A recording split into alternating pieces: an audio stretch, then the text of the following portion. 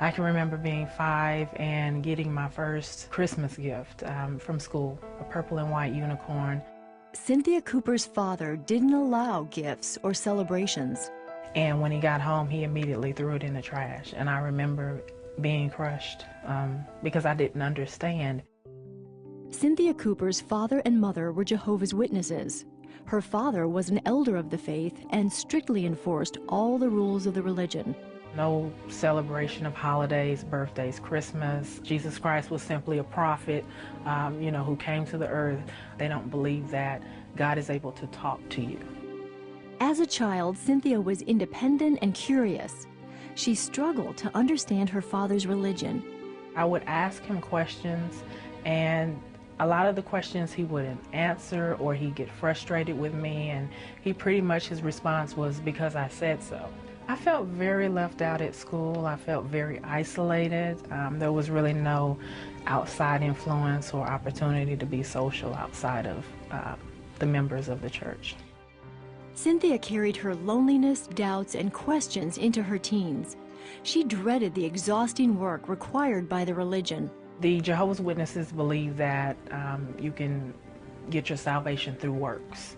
And so the more hours you have in field service, the more doors you knock on, the more new converts, the more valuable you are to the kingdom home. The older I got, I would play sick every Saturday. I'm not going out in field service, just any little way that I could avoid, doing the works of the kingdom. The more work her parents did for Kingdom Hall, the more Cynthia rebelled.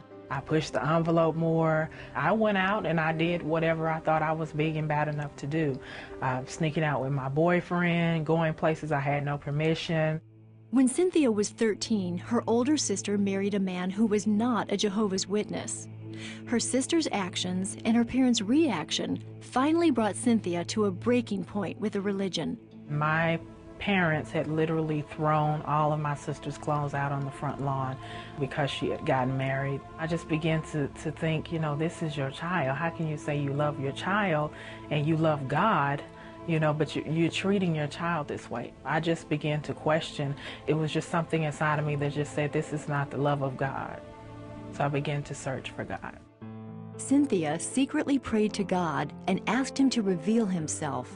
To talk to God for the first time was foreign because, the Jehovah's Witness had taught me that God doesn't speak to people. So, here I am talking to this God that can't hear me. I don't know if he can hear me. Then in her junior year of high school, she experienced something she'd been taught could never happen. She believed she heard the voice of God. I actually had a pinched nerve, and at the time, no one knew what it was. So I said, Lord, if you heal me, I'll serve you. I don't know who you are. I don't know how to serve you. But if you heal me, I will. I heard the Holy Spirit say, okay. And so I turned my neck, and something snapped in the side of my neck. And immediately I was healed. And I knew it was him. And then immediately the peace that I felt once that came over me, it was awesome. Cynthia kept her personal experiences with God a secret until she moved out of her parents' home. She knew there would be grave consequences. When she was 19 and living independently, she denounced the Jehovah's Witness religion. I wrote a letter to one of the elders of the congregation, and I told them that I no longer wish to be a witness. I heard later on that they publicly disowned me at the service. So did Cynthia's parents. When my parents disowned me, it was devastating. And I remember my dad calling me out of my name, telling me I was not welcome. And it crushed me. There was so many different emotions, but one thing that I kept in the back of my mind is that I had heard the voice of God. So if anything happens, I knew he talked to me when he healed me. So that was what kept me going. A couple of months later, Cynthia met a pastor at a local gym, and he invited her to church. Because of his invitation, she attended a Christian church for the first time in her life. At first, she was afraid. I had been taught that all other churches were tied up with Satan, the devil, and to go in and embrace that would be basically worshiping the devil. But there was such a peace that came over me that I knew it was God, and I knew it was him leading me. I didn't know how, but I knew it was. That day, Cynthia learned about Jesus and his plan of salvation. Cynthia gave her life to Christ. When I first got saved and I asked Christ into my heart, I felt clean. It was like going to the altar. It felt like I was being rinsed of everything. So it was a freeing experience. It was indescribable. Cynthia's new faith was genuine, but her conversion to Christianity only widened the gap between her and her family. I fell into a deep depression, and I can remember having a bottle of pills, and I called one of my friends and I basically told him goodbye because I was planning on killing myself. And right before that happened, he knocked on the door, thank God, and he prayed me out of that depression.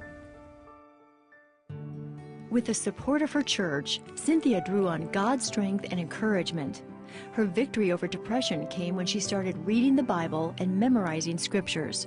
Cynthia says her hardships only made her faith stronger. I learned so much about who Jesus was. From my provider, my comforter when I was lonely. He was my peace. When my mind would try to be confused.